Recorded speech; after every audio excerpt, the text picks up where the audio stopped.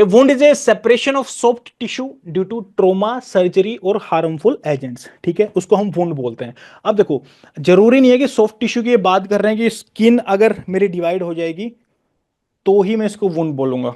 अगर स्किन मेरी इंटैक्ट है और इसके नीचे जो अंडरनीथ जो टिश्यू है वो भी तो सॉफ्ट ही है ना, वो कोई हार्ड तो नहीं है। अगर वो टिश्यू डैमेज हो जाता है, स्किन इंटैक्ट रहती है, तो क्या उसको वुंड बोलेंगे क्या? Yes sir. ये सर क्या कौन सी कैटेगरी में आता है वो? कॉन्ट्यूशन बोलते हो सर। कॉन्ट्यूशन में आता है, वेरी गुड। यूजुअली जो हम दो कैटेगरी में बात करते हैं, मैं उनकी बात कर रहा था सिंपली। जो ओपन वाला वुंड रहता है हमें दिखता है क्योंकि ओपन है वो, और ये ये क्लोज बोले कॉन्ट्यूशन सर। किस में आ जाता है? क्लोज क्लोज वाले में। बोले। क्लोज। क्लोज वाले में आ जाएगा, ठीक है। तो कॉन्ट्यूशन हो जाएगा वो। फॉर एग्जाम्पल यहाँ पे कोई मेरे हैमर मारता है यूं करके, और उस हैमर की वजह से स्किन जो है वो इंटैक्ट है, लेकिन अंदर का जो भी लेयर्स हैं वो सारी क्या रप्चर हो गई हैं, अंदर का सॉफ्ट टिश्यू पूरा रप्चर हो गया है, तो क्या हो जाएगा? कॉन्टिशन हो जाएगा। कंट्यूजन। अब कॉन्टिशन भी है ना, तीन तरह के होते हैं। पहला कॉन्टिशन क्या, कि हाँ ठीक है डर्मिस तक पहुंचा, एपिडर्मिस के बाद डर्मिस तक गया, फिर बाकी का जो सॉफ्ट टिश्यू था वहां तक गया, और माइनर जो मेरी वेसल इंजरी हुई है उसमें माइनर इंजरी हुई है। सेकंड में क्या आ जाएगा, और ज्यादा बड़ी वेसल जो है वो रप्चर हो गई है, ठीक है, उसकी वजह से हीमोटोमा हो जाएगा, सिरोमा हो जाएगा, ठीक है, डिपेंड करता है ना कितने पार्ट में वो गया है। छोटे से पार्ट में पॉकेट फील्ड है तो सिरोमा बोल देंगे, अगर ज्यादा में है तो हीमोटोमा उसको बोल देंगे। थर्ड में जाएगा तो क्या करेगा, हो सकता है कि वो पूरा जो सॉफ्ट टिश्यू मेरा अंदर है उसको पूरा ही डैमेज कर दे, पूरी ब्लड सप्लाई ही उसकी वजह से कट हो जाए, और उसके बाद उसमें नेक्रोसिस हो जाए और वो गैंग्रीनस हो जाए, बिल्कुल डैमेज हो जाए वो, ठीक है। तो वुंड की जो डेफिनेशन है, डेफिनेशन से ऐसा लग रहा है कि सॉफ्ट टिश्यू में वो सेपरेट हो रहा है, तो हम बात कर रहे हैं स्किन वाली ऊपर का वो सेपरेट हो रहा है नहीं। अगर ऊपर का इंटैक्ट है, नीचे वाला सॉफ्ट टिश्यू सेपरेट हो जाएगा, वो भी वुंड ही है, उसको क्लोज वुंड बोलेंगे। और ऊपर का ओपन हो जाएगा, स्किन कट जाएगी, तो उसको क्या बोलेंगे? उसको ओपन बोलेंगे, ठीक है। अब फिर से देखो डेफिनेशन, क्योंकि कंफ्यूजिंग होता है, बाद में कंफ्यूजन होता है फिर। A wound is a separation of soft tissue, इसने नहीं बोला ना स्किन वाला सॉफ्ट टिश्यू, कि स्पिन एपिडर्मिस की बात नहीं बोला ना इसने, सॉफ्ट टिश्यू ऊपर भी होता है, स्किन के नीचे भी होता है। A wound is a separation of soft tissue due to trauma, surgery और हार्मफुल एजेंट। आप बोलोगे सर सर्जरी से वुंड हो रहा है मतलब? ऑब्वियसली, अगर लगा लीजिए किसी को एब्डोमेन में प्रॉब्लम है या हिस्टेरेक्टोमी कर रहे हैं, जहां पे इंसिजन लगा रहे हैं वो वाला पार्ट तो ठीक ही था ना उसका, वहां पे हमने जबरदस्ती उसको क्या कर दिया, वुंड क्रिएट कर दिया, उसको क्या बोलते हैं? उसको सर्जिकल वुंड बोलते हैं। अब बताओ सर्जिकल वुंड ओपन होगा कि क्लोज होगा? ओपन। ओपन। नहीं होगा, स्किन को तो काट ही रहे हैं ऊपर से। ओपन। ठीक है जी। अब सिम्टम्स ऑफ वुंड की बात करें तो लोकलाइज्ड पेन होगा जहां पे भी वो वुंड आपको हुआ है, and bleeding at the injury site, ठीक है। Visible separation of wound edges आपको दिखेंगी, वीकनेस और पैरालिसिस इन अफेक्टेड एरियाज, ठीक है। अगर कोई आपकी नर्व डैमेज हुई है तो ऑब्वियसली नमनेस भी फील हो सकती है आपको। Fever in severe septic wounds, अब कुछ ऐसे वुंड हो जाते हैं यहाँ पे, क्या ये क्या वर्ड यूज कर रहे हैं यहाँ पे, सेप्टिक, सेप्टिक का मतलब क्या था? इन्फेक्शन। इन्फेक्शन है, माइक्रो ऑर्गेनिज्म का लोड ज्यादा है। तो डिटोल क्या, साबुन क्या सेप्टिक होता है कि एंटीसेप्टिक होता है? एंटीसेप्टिक। एंटीसेप्टिक होता है, ठीक है जी।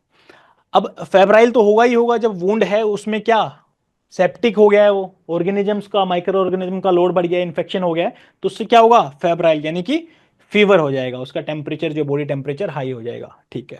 नर्व इन्फ्लेमेशन भी हो सकता है along the affective nerve path, ठीक है।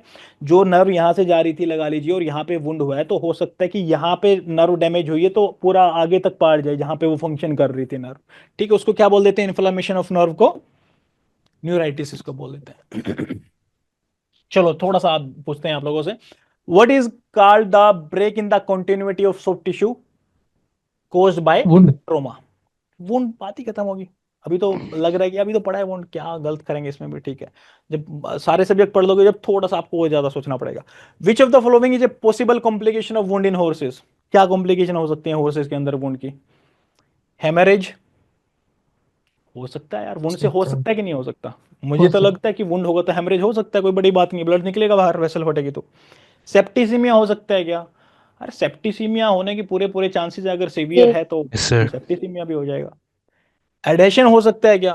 यार एडेशन भी हो सकता है, चांसेस आर देयर कि एडेशन हो जाएगी अगर ज्यादा डीप है वुंड, और जब हम आगे जाके पढ़ेंगे वुंड हीलिंग में पढ़ेंगे, अगर बहुत ज्यादा गहरा वुंड है तो जो ग्रेनुलर टिश्यू फॉर्मेशन होता है ना, ग्रेनुलर से थोड़ा समझ में नहीं आ रहा, ग्रेनुलर क्या बोल दिया, आगे पढ़ेंगे, डोंट वरी, फाइब्रोब्लास्ट सब पढ़ेंगे उसको, एंडोथेलियल सेल्स क्यों बोलते हैं उसको, बट अभी के लिए समझो, जब कोई भी टिश्यू होता है, जब उसको हम वो डैमेज हो जाता है तो ग्रेनुलर टिश्यू का फॉर्मेशन होता है, उसमें सीधा सुचर नहीं कर सकते, अगर ज्यादा गहरा है तो we will let it heal, proliferate करने देंगे इसको, ग्रेनुलर टिश्यू का फॉर्मेशन होना स्टार्ट हो जाएगा, यानी कि एडेशन बनना स्टार्ट हो जाएंगे, तो एडेशन बनना भी क्वाइट नॉर्मल की बन सकता है, सही बात है।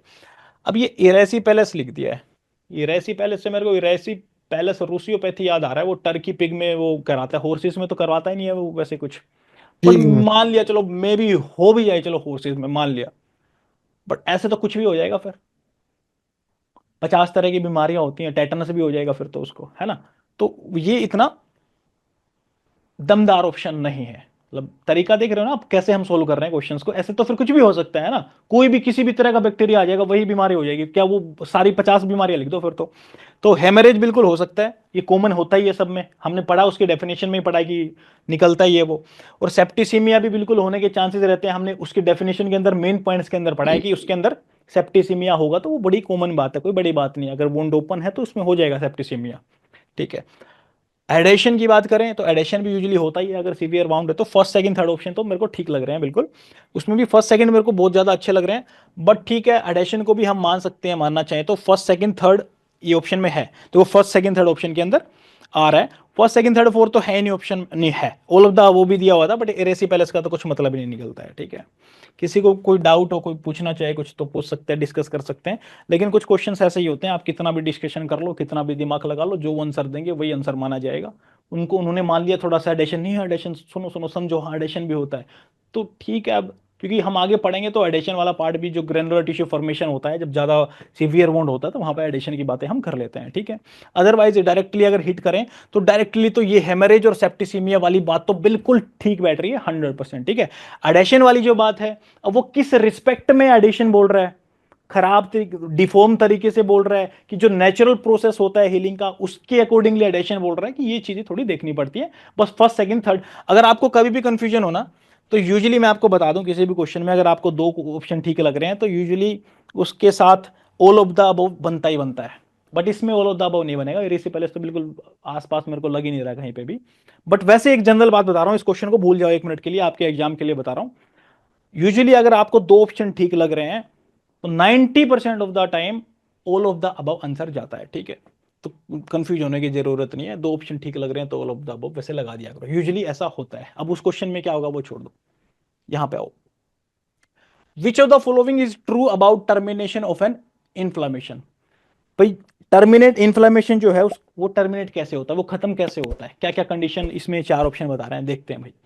Mild inflammation terminate as an delitescence, delitescence का मतलब क्या होता है, धीरे धीरे वो डिसअपियर हो रहा है, दैट इज डिलिटसेंस, ठीक है यार, धीरे धीरे हो जाता है, सही बात, अब इसमें गलत भी नहीं बोल सकते, इसको बात तो ठीक ही लग रही है। मोर severe cases and up in resolution, बिल्कुल सही बात है ये भी, उसमें क्या होगा, हीलिंग भी होगी, प्रोलिफरेटिव भी होगा, रीमॉडलिंग भी होगा, थोड़ा सा हो सकता है स्कार भी आपका रह जाए, बट वो अल्टीमेटली वो भी रिजोल्व हो जाएगा, ठीक है। Inflammation complicated by pyogenic organism end up in suppuration, ये बात सही है, यस सर।